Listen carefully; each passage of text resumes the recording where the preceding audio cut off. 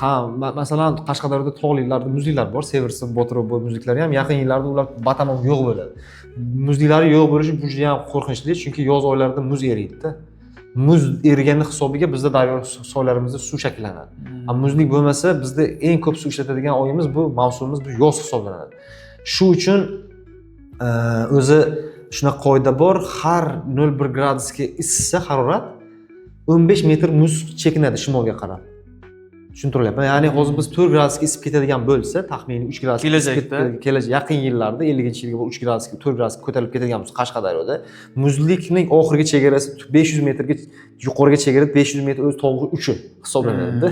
Muzlik batamom tugaydi degan bir qarashni biz aytishimiz mumkin. Bu qoida, bu raschyot bor bu va mana shu yoz oylarida endi daryo soylarimizda kritik, ya'ni qurg'oqchilik bo'lib qoladi. Ya'ni hech qanaqangi soyda suv zaxirasi oqib turgan, o'tmishlarda masalan Oqsuv kabi daryolarimiz oqib turgan suvlarimiz nolga aylanib qolishi mumkin. Yoz oylarida, bahor oylarida yog'adi. Yoz oylarida nolga aylanib qolishi, mana shunaqangi xavflar bor.